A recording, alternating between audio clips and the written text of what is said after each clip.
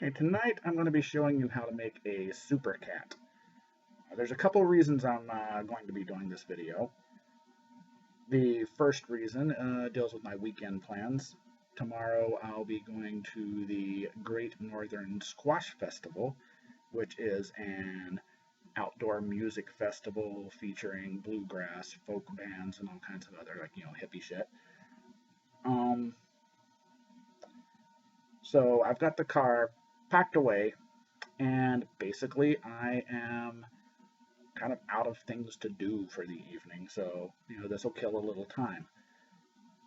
The other reason is that at this music festival, they do not allow you to have your own fire pits. They have communal fire pits, communal cooking stations, and never been one much for communal activities.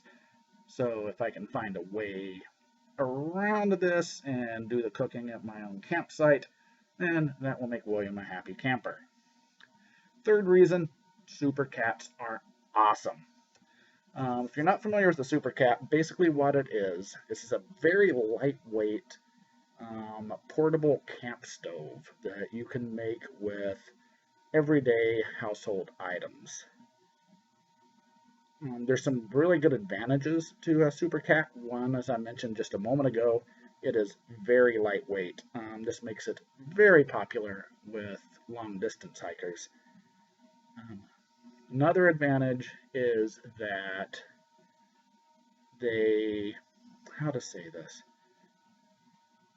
Well, basically, I'll put it like bluntly as it is. They are very inexpensive to make. And you can get a okay camp stove for around $20. If you want to get half decent camp stove, then you're probably going to be looking at about $50 up. And again, they are heavy and bulky. Supercat, everything you need to make this sucker, less than $5. So the Supercat gets its name because it is made out of a little 3-ounce tin of cat food. Now, I always use Fancy Feast cat food, not product placement. The reason I use Fancy Feast is because I know that the aluminum on the can is very thin, and that is important going into this. Now, the next thing you want to do is there are templates online. I have one right here. And this is basically your whole placement for the stove. This top one right here, you see that there's 3 different templates you can use. The top one has more holes. It actually has the most holes out of all 3. The more holes you have in your Supercat, then the quicker it's going to bring water to a boil. Hotter it will burn, but that also means that it will burn through your fuel more quickly. This second one here, it's a good, middle of the road one. It still puts out, a decent amount of heat. It takes a little bit longer to boil your water, but your fuel also lasts longer. This one on the bottom, of course, has the least amount of holes, so it is going to burn with the least amount of heat, but your fuel will last a lot longer. And this one is really good for simmering. And that is actually the one that I am going to be making this evening. 2 reasons again for that is, one is that I already have the other 2 kinds of Supercats. Second reason is that I have some campfire food that I will want to simmer, quite frankly. Okay, now I'm going to show you exactly how easy it is to make these suckers. So I have my emptied can of Fancy Feast. Of course, still has that little cat food odor, but you know how that shit is. Takes forever to get rid of that. It'll go away with time. Remove the label. Got as much of the sticky off as possible. That's just me being like a little OCD about it. I have cut out my template from the sheet I just showed you. Again, I will be using the one for simmering. And you can see that the template clearly states which side is the bottom of the can. Just take a little bit of Scotch tape,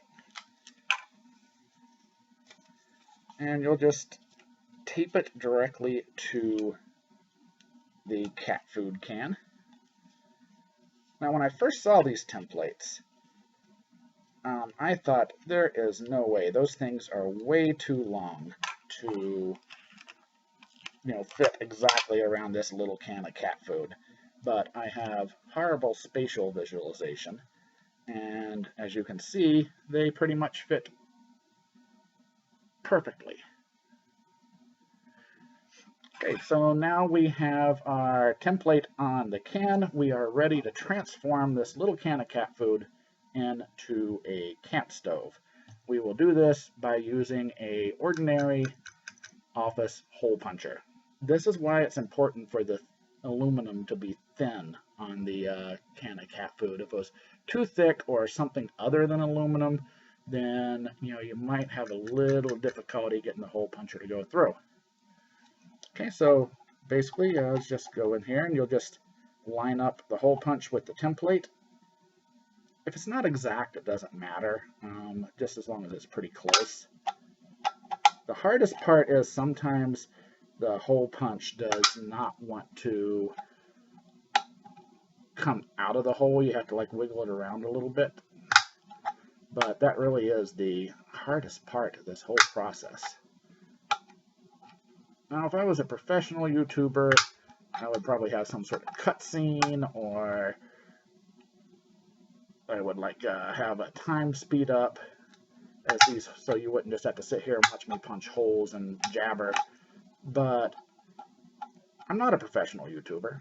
I'm just doing this out of necessity and, as I said, something to do for the evening to kill a little time.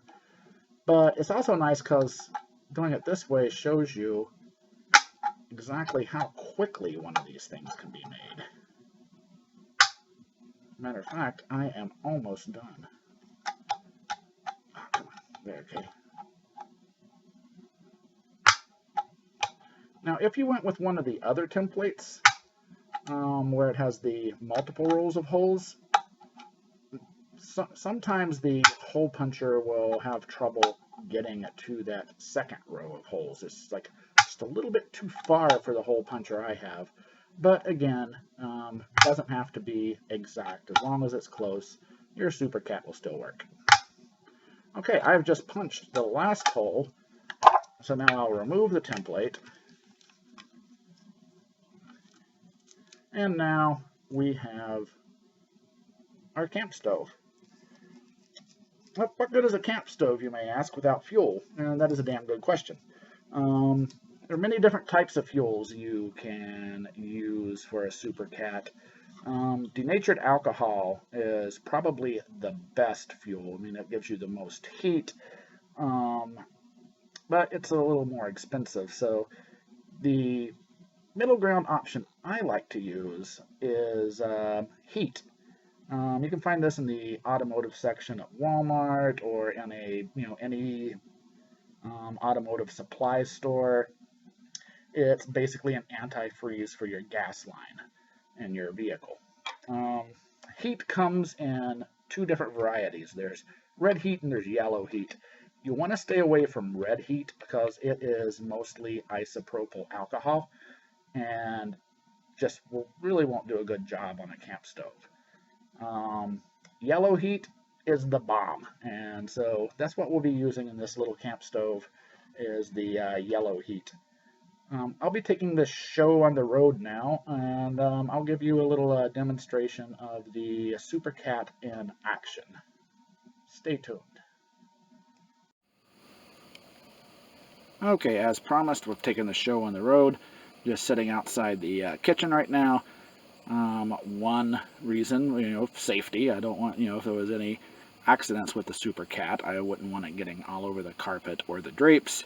Two is I'm hoping that we'll be able to see the flames better since it's a little darker out here. I actually had to bring out one of my flashlights just to have enough light to actually see anything. Okay, so first thing I'm going to do is I'm going to take my yellow heat and just pour some in the Supercat. Now, very astute viewers may notice that the Supercat down here that I'm using has more holes than the simmering one I just made. The reason for that is that I decided to use one of my faster burning Supercats, so that way, you know, we're just not, I don't have to sit out here as long waiting for the fuel to burn out once I'm done making the video. Okay, so now I'll just grab my trusty extendable lighter, and we'll just set that sucker on fire. Now, once you light the heat on fire, you're going to want to watch it for a little bit. Basically, it's not really quite a boil, but the water kind of, not the water, but the fuel starts to kind of dance and shimmer a little bit. And once you see that water dance and shimmering, then you know it's okay to, you know, put your, you know, pot or pan or whatever on your Supercat.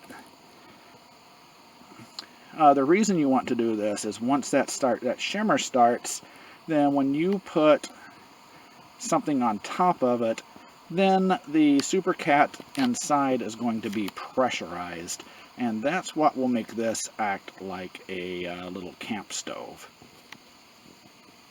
If it's super windy, you would probably want some sort of like wind screen to put around your Supercat just to make sure things heat evenly. Looking down in there, I think we're about where I need to be. So I just have a little skillet because my campfire coffee pot is already packed away. So I just got a little skillet of water here. I want to be careful when you're setting anything on the Supercat, just to make sure you don't knock anything over or spill anything. So I got it on there, and so since I waited until the Supercat would be pressurized, we can now see that it is burning just like a gas stovetop.